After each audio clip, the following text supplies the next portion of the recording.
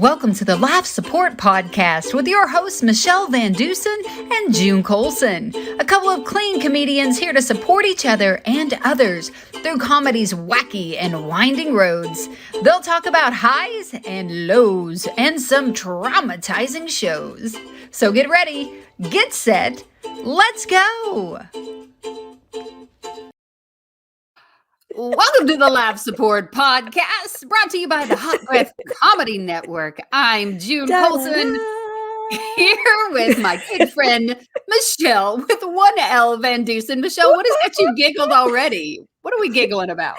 It's been a while since I've watched that intro, and I realized we need to update it somehow. We need somebody to help us to update it because it's ridiculously just, we need help. That's all I'm saying. And so I don't know, it it's makes me giggle. classic. It's classic. People like the throwbacks. You know what I mean? They like to do. Okay, so we just recently had homecoming at my high school. My son plays football where I went to high school at, and on homecoming, the cheerleaders wear uniforms from like decades past. So like several years ago, one of the cheerleading coaches was a cheerleader at East and knew like a bunch of people that formerly cheered. And so she talked people into donating their uniforms. So that is like my favorite, I mean, my kid plays football. I'm supposed to be paying attention to that. I'm like, no, you can't have my uniform. I'm wearing it. I'm going to come dressed in my uniform. Ready? Yes. Let's go. Yes. Go T-R-E. Wait, is that how you spell Trey, right? Is that the one that's playing? I have no idea. It's T-R-E-Y. So T-R-E-Y. my son Trey, his two best friends are Treys. So we have T-R-E-Y, T-R-A-Y, and T-R-E. So yeah, we have the triple Treys that are at my house. So I just have to be like, triple Trey, get in the car, let's go. But they wear the uniforms, and the girls just think it's so fun and so cool to be wearing the old lady uniforms. And I'm like, that was my uniform. Why does it smell like mothballs? Yes. Oh my gosh. Isn't that the worst? There's zero way. Well, there's only one way. Do you want to know my tip for getting rid of that mothball smell? Yes, that would be great. Okay. It's one simple thing. A lighter. Just, you got to burn them. Burn it all. You got to catch them on fire because you can't get that smell out. And it's not one of those nostalgic smells, like my grandma's house. It just, a grandma's house just has a certain, whatever, the cooking and the spices that they used and her perfume and, those kind of things. The mothballs, they have no like nostalgic smell. And if you wash something with the mothballs, everything in your washing machine ends up smelling like it. So it doesn't get it out of the clothes. It just spreads. Yeah. Oh, it's so awful. I use essential oils to take care of my mothballs. Oh my Lord. Okay. Are we doing a commercial here, Michele VanDusen? Come on. Okay. And enter eye roll. Okay. So my mother-in-law, she had those oils. And they're one of those people. They're really awesome people, but they're always just kind of paying attention to what people are doing, what's going on. And I came to their house one day, and they had one of the essential oil people's got them. You know what I mean? They put the net out and just reeled them in. And so she had a whole tray where she bought all of them. And my husband was sitting at the table eating a piece of apple pie. And he goes, man, my neck is killing me. And the next thing you know, she comes over and just smacks him on the back of the neck and starts rubbing this junk on his head. And he's like, what? Mom, stop. What are you doing? And then she goes, oops, sorry, wrong one. Like, oh my God. Don't rub your eyes. You don't want to rub your eyes. Well, I'll tell you what's not the wrong one. We got the right one today. Don't you think, Michele? Yes, we do. Our guest today is pretty amazing. So I'm going to let you introduce her. Who we got on the show today, Michele VanDusen? Okay. So can you still hear me? I can still hear you. We have Jennifer O'Brien. She's a comedian based out of Atlanta. Jennifer's the creator of The Real Housewives of the Quarantine. It happened to be a comedy web series where Jennifer plays 6 different comedic characters navigating through a global pandemic. Let's welcome to Laugh Support, Jennifer O'Brien. Woo! Yay! Exciting to be here with you ladies. Mothballs. Oh, Jazz no. has this. I'm sorry. Look at you representing with a mask. I'm so proud. I'll Venmo you the difference later on. Thanks for the free advertising there. That was nice. Wow, I had no idea, June, how maybe you need to get some therapy about the mothballs. There sounds like there's a deep, there's a lot going on in there. Yeah. So you've had some run-ins with a mothball. Yeah, I used to do videos of like, this is not how you do it. Like that was mine wasn't that, DIY. It was like, don't do it like that. Like just not to do. Do not wash clothes that have the smell of mothballs with other clothes. I didn't know that. And it's so funny. You guys are right. You never smell a mothball and you're like, so cozy. It's like, get away and stay away from me. Like, do not let that infect me, because you're right. I love it. That the only way to get rid, burn it. And on Laugh Support, you never know what we're going to talk about. I mean, it's all things comedy, and nothing says comedy more than a conversation about mothballs. You know what I'm saying? That's why people tune into this show, is they want to hear about the mothballs. It's your tips. It's your life hacks. Yep. It is. Did you know that it's very hard now to find a mothball? Because apparently the controversy is it is the cure for COVID. What? No, it's not. It is not. It's swallow about 3 or 4 right before bed. Kills it through the night. You just got us canceled. Do not follow any of Michelle's medical advice. Okay. Don't ever follow her medical advice, because one time she told, no, I'm just kidding. I'm not going to. Oh, let me read this disclaimer from our lawyer. If you're listening to Laugh Support, June and Michelle and any of their guests represented are not responsible if you choose to use mothballs, comedy, or essential oils to cure COVID. This is for entertainment purposes only. You're already going to be flagged. You've already said welcome. COVID in the podcast. This whole thing's been flagged. She did. Okay, let's end it now. The disclaimer. Well, no, I say let's just go wild then. Like, no, don't end it. Hey, we just got over COVID. We did the ivermectin over here. So did you? Really? Yeah, that's the. I've got CNN calls it the deworming. Yes. Run away from it, but it works. Yeah. How many horses did you have to buy for that? Just 3. Just 3. Just 3 horses. Just 3. I have friends who did that too. So yeah. So I just my husband thought I had a kidney infection. And so so he came in and he was like, I read on the internet, if you drink apple cider vinegar, and he made me drink a glass of apple cider vinegar. He was like, wait, try this. It's pure, not like watered down. Oh yeah, no, just a straight up brought it. But I was so sick. I didn't know I had COVID, but I have kidney stones and I do get sick like that. So he thought maybe that's what was happening. But I tell you what, like 2.5 weeks later, when I healed from COVID, I had this, they talk about the COVID fog in your brain or whatever. So about 2.5 weeks later, we're sitting at breakfast and I went, you made me eat apple cider vinegar. I'm so mad at you. And he was like, I was hoping you forgot about that. He was just making up for your mom rubbing the oils on his neck. He was just getting you back. I guess Wait. Okay, because I'm a big fan of apple cider vinegar. So slow down for a minute. When you say, like, are you talking like a glass? I'm talking a coffee cup. Yeah, I'm talking like straight. Like, yes. Dude, just straight. Okay, straight. That is insane. You probably already lost your sense of taste and smell and had no idea. Like, no. I wasn't fortunate enough to have done that yet. No, I smelled and tasted every single sip of that. I don't either. June is a strong woman. That's all I'm going to say. Like, she's super strong. I am super strong. Yeah, if you're able to swallow that and keep it down, come on. She had COVID. She couldn't. I mean, you know what? What if you just did your body the biggest favor, like accidentally discovered this miracle cure? Which I don't know. Gargling with it, I've heard during COVID actually helps kill off the stuff in the throat, and then you should. Oh yeah. There's so much. Like I was inundated with so many home remedies. I don't know how you fought it, but it got a little overwhelming. Yeah. Everybody was messaging me all their ideas of what I should do and all of those things. But no, the apple cider vinegar definitely didn't cure it. I came out of that haze 2.5 weeks later. So I don't know. Okay, so Jennifer O'Brien, That's funny. You are on Laugh Support, and we know that. Okay, so people tried to be health support for us, but we're talking about Laugh Support here Laugh today. Support. So you've been doing comedy for a little while, a few minutes now. How long is that?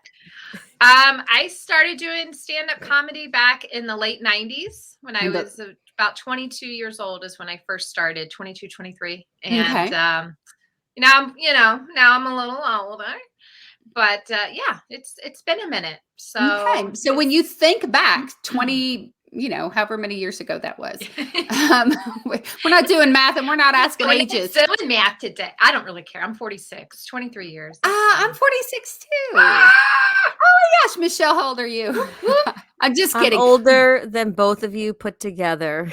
Well, we just had a birthday episode. She needs some support. Yeah, we just had a birthday episode, and Michelle is all like, I don't have my birthday on Facebook, so I don't want all that drama of people like, happy birthday, Michelle, happy birthday. However, when we recorded her birthday podcast, she comes on and there's a banner behind her. Happy birthday, Michelle. Like to herself. Go big, go home. Yeah, so she doesn't mind talking about birthdays. But when you think back to when you first 50 banner, it was that was a big one. Yeah, no, that was that, but that wasn't this year. That was years past. So it was recycled. She just keeps using the 50-ish banner. But okay, so you think back to when you first started doing comedy. Was there somebody that, and it, we're not here to be like, oh, you got to name every single person and someone get their feelings hurt, because comedians, they're not sensitive at all about stuff like that. Oh no, we're just tough as nails, aren't we? Yeah. But when you think about when you first started doing comedy and you were kind of brand new into the game, as you started that journey, was there anybody that you can think of that kind of stepped up and was supportive to you and helped you begin that journey into comedy? Well, I'm on my own. I'm on my own now. I have so much to say. Let's see. I was one of those people that I don't know what possessed me to do this, but I opened the phone book. This is back with phone books. I'm dating myself, but I took a comedy workshop back in late 90s. And there is a guy here, Jeff Justice. He's a stand-up comedian, and he's been doing it since then, so 23 plus years, and he had been doing it for a while when I took the course. And I think that really just kind of saved me a lot of time of figuring out how to write, how to put jokes together. So from there, I know Jeff helped me get on a show. And from that point, once you kind of get into, getting on shows, I just started getting on different shows all around Atlanta. I was a single mom when I started stand up. So that was kind of one thing that in a way it was a blessing. It probably protected me from a lot of stuff that I could have gotten into. But in another way, it definitely hindered how far I was going to be able to kind of take the whole stand up. So, I look back now, I mean, for the first couple of years, when I first started in stand up, I just enjoyed showing up at clubs. Now I was so young at it that it was almost like a miserable experience every time I took the stage. Like I wouldn't eat for the whole day. Like it was like when it was over, I was like, oh, thank God that nightmare is over, until I would do it again. Like why would I even do it? I was so miserable, but I loved it at the same time. I can't explain that. It's not like that anymore. Thank God. I probably wouldn't do it anymore. But yeah, it was just fun. I was a single mom. I didn't finish college, I always say, and stand up kind of became something that I was able to work at, but still be a mom and still be, available, but not have to go back to school, which I hated anyway. So, Yeah. So yeah, it was definitely just something I enjoyed in my early 20s. And then, life happens. And then I ended up getting married. And then I had another daughter, and that just kind of takes you out of the scene for a while. I would pop in and do little pop-up shows here and there just to make myself miserable. Because and my husband too now, because I would say probably for the first 10 years in comedy, I don't think I ever really enjoyed it too much, except except afterwards when people are like, oh, you're so funny. And I'd be like, oh, thank you. I was miserable for the last 3 weeks thinking about this show, but thank you. So anyway, I can't say that I stayed consistent at it. You know, a lot of people out there just go full time and stay that way. So I've been one of those like in and out kind of hopscotch with my stand up. And I would say it's been more in the last 6-7 years that I kind of stumbled upon CCA, the Christian Comedy Association, where I've met you two wonderful, talented, funny ladies, and kind of got a bigger vision. I'm like, oh, wait, look at all these people out here doing stand up, and they're doing it at churches, and it's, you know, they're Christians and they're having a good time. And I kind of got a different vision to how to really approach it versus just, which I don't mind doing secular arenas and all that, but I definitely have been able to kind of expand that and kind of seeing just the possibilities of not only just being funny on stage, but being able to share a little testimony or a little what God's done for me. And it's something I didn't know I could be so fulfilled in doing. Oh, yeah. So I don't know. That's kind of probably a little. That was a long answer to a short. Well, I totally get that, Michele. So she said that she had that like miserable feeling going into shows. Did you experience that when you first started comedy? I still do. Yeah. You know, like, and I'm not sure if it's the, you know, it's the agita or the apprehension, but once you start thinking about, okay, I just need to have fun. If you don't have fun, then your audience doesn't have fun. So that's a, well, I was like that too, though. Like Jennifer, I mean, it was, I remember going, God, when is this going to be fun? Yeah. Like, I'm going to really like this. Like every time I would get on stage, I would think, I'll really like this when I'm no longer terrified of this. Right. I think you should always have a little bit of nerves. I think you should always, you know, because it shows you care and you're serious about what you're doing. But even I did a show this last weekend and it was a luncheon. And they sat down, you know, I want to be respectful to the people who have invited me there. But they set down this big plate in front of me that had fried chicken and mashed potatoes and there was pie and all of this stuff. And I'm like, I still can't eat.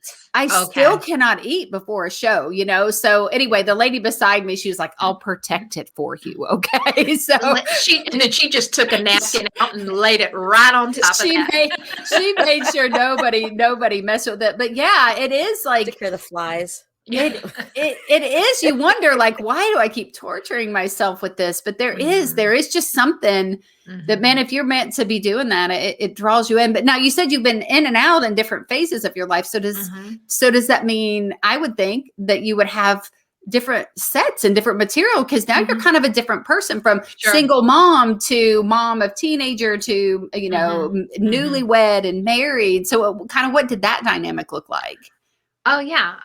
Well, you know, I've always been writing. Even when I wasn't on stage, I was always writing. So I think I have 20 plus years of material. I have big crates of just stuff that I've written over the years. And there's only a handful of jokes that I still do from my early years. But yeah, some of it's kind of fun to go back and a lot of times I just have tons of set list. So I'll just have like one word and I would have known at the time what that means. But sometimes I'm like, oh, I don't remember what that one was about. So a lot of it I don't remember. And then I didn't record, like this was back in the late 90s. I mean, I didn't record every set. Just so much of that was, what, I don't even know. Well, you would have had to come in with one of those big video cameras that had the cassette, and then you would have been tethered with the extension cord to the wall. That's my job. Jennifer, this is the first time we've ever had someone murdered on life support. Michele, that's not a dog. She's lying. First of all, this is concerning. Loud. Okay, so everyone needs to watch this if they're just listening. She's in a basement. There's a brick wall behind her, And now all of a sudden they're screaming. Are you okay? Look, Jennifer, don't say anything. I need you to blink 3 times if you need help, because oh no, she's gone. She's gone. And I'm back. Okay, that was the most frightening sound of a dog I've ever heard in my life. I thought, what happened to our sound? I have PTSD because of this dog, and for many reasons, but the dog doesn't help. I mean, he also contributes to my PTSD. Yes, do you hear this? So you get a mini glimpse into my life and why I have so much dog material. And when people are like afterwards, they're like, "Oh, I didn't understand." I was doing like an older community of people, and I was doing jokes, and my closing stuff is up all. I was like, "How you guys? Do you guys have fur babies here?" And one of the ladies like, "It's all we've got left." And I was like, "Oh, God.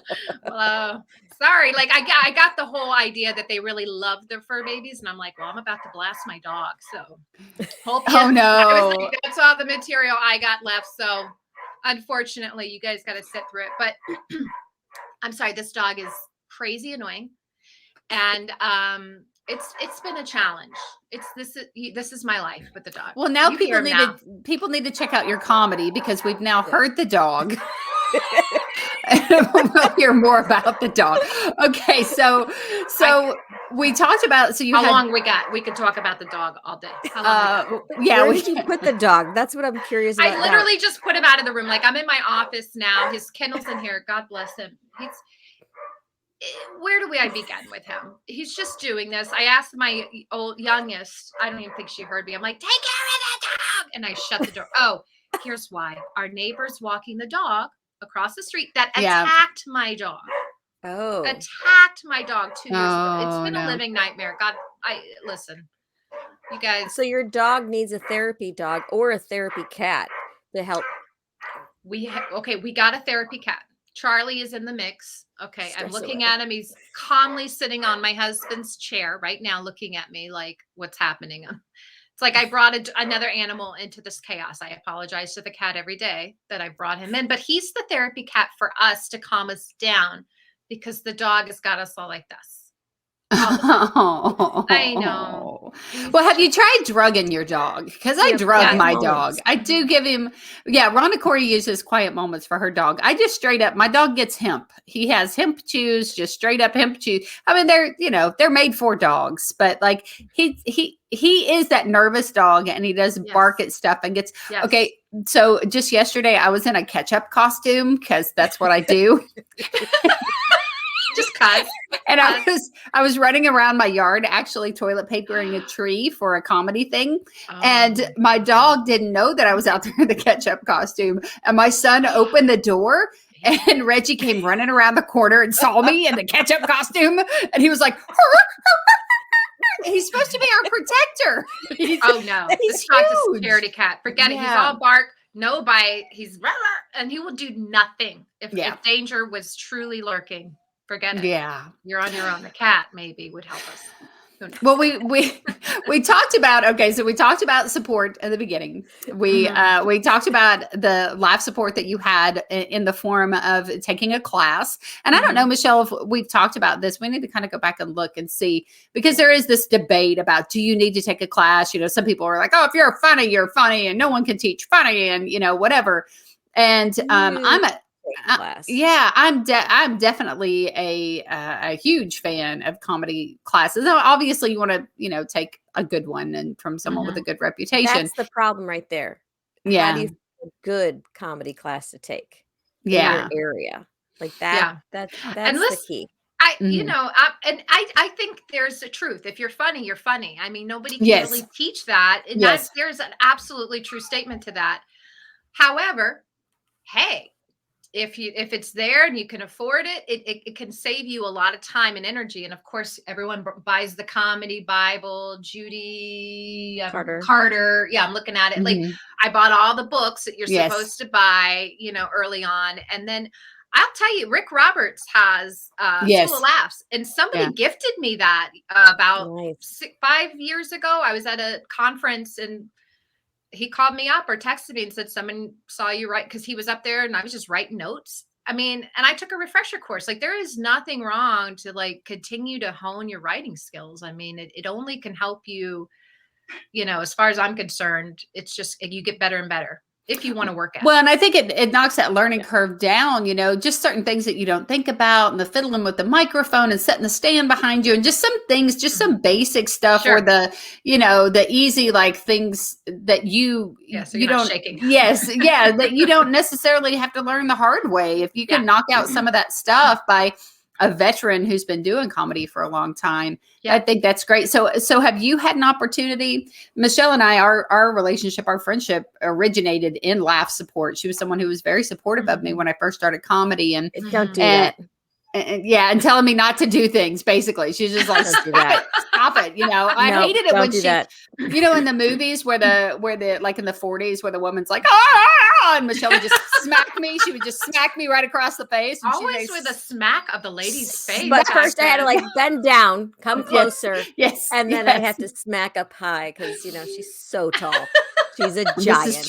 This is true. But Jen, have you had an opportunity? Has anybody been kind of placed in your path that you've been able to be supportive of, or to help maybe break their learning curve down on a little bit?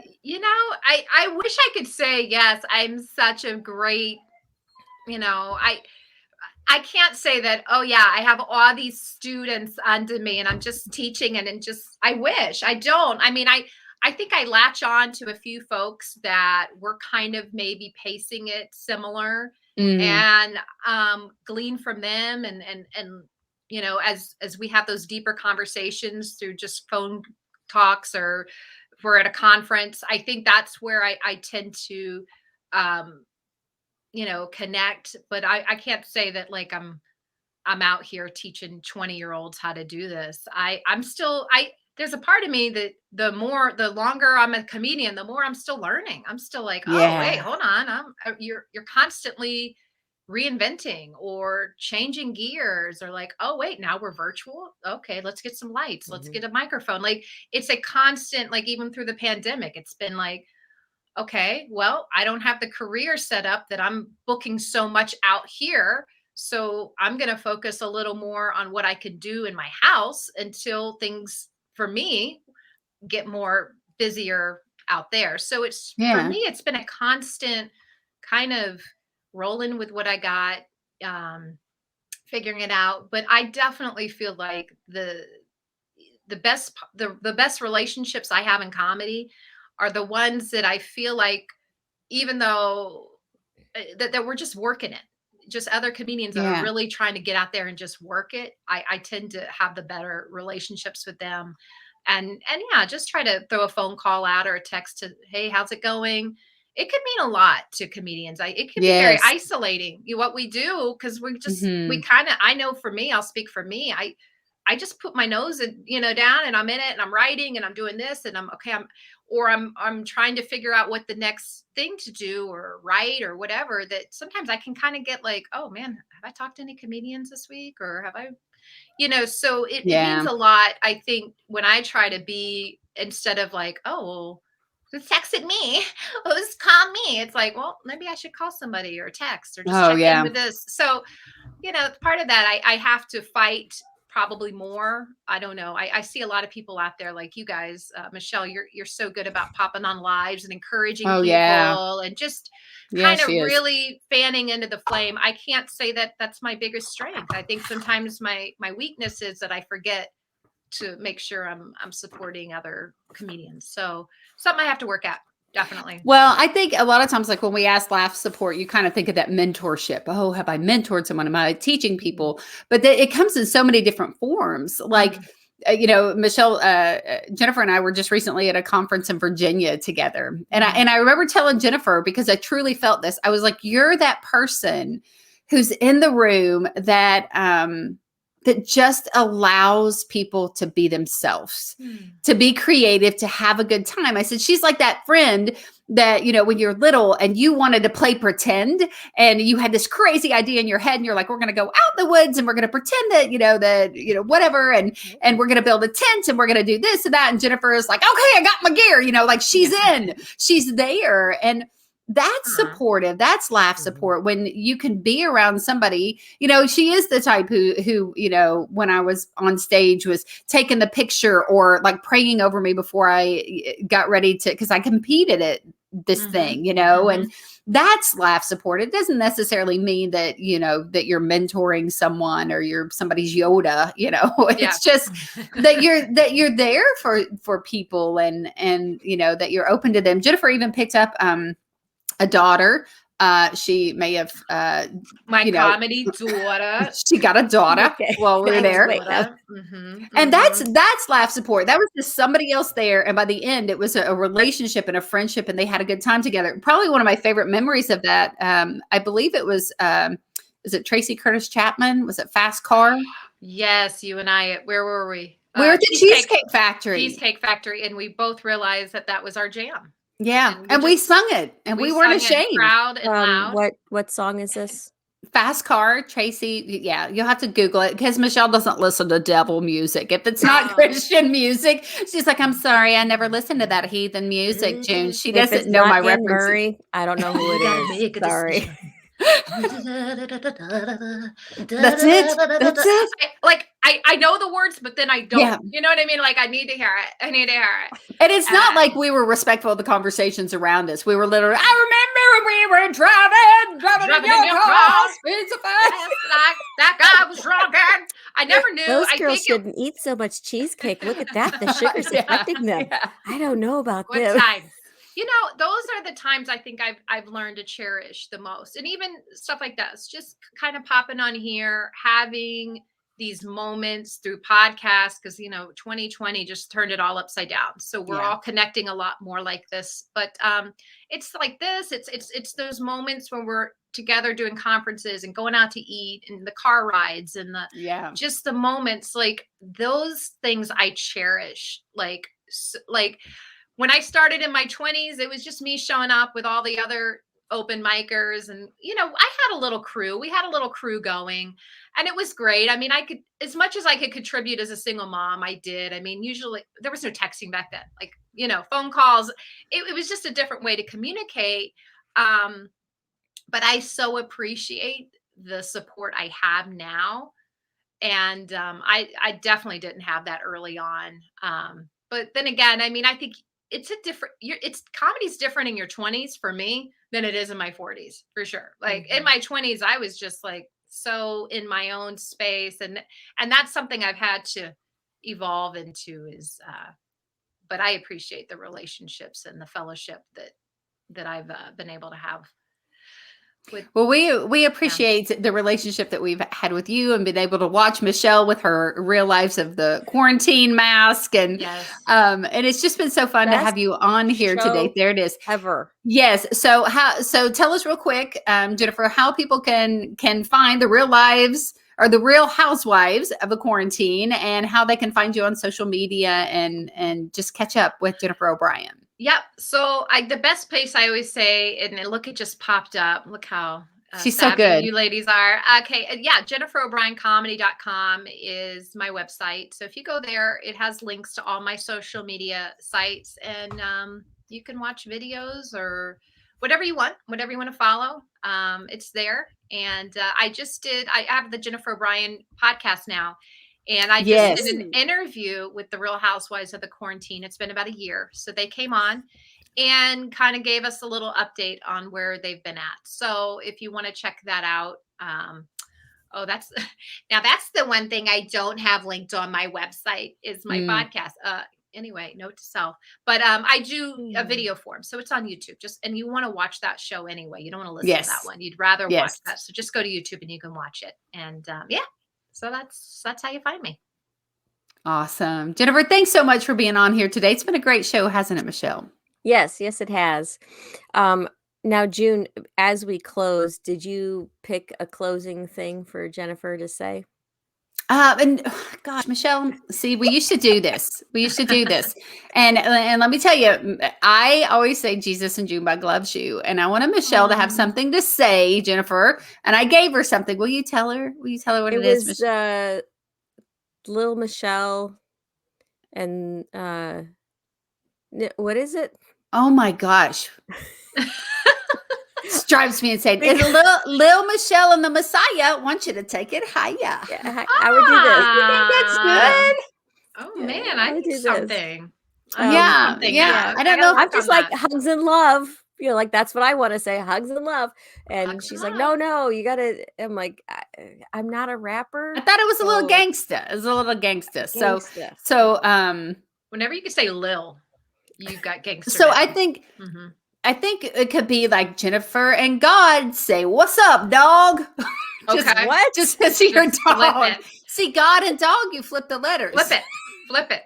You Jesus, put me on the spot, Michelle. You get what you Jennifer, get. and Oh my God, goodness. flipping it. I don't do improv for this reason. I gotta have time to think. Okay, I gotta have time to think. All right. Well, speaking of time, that's all our time today on this episode of Laugh Support.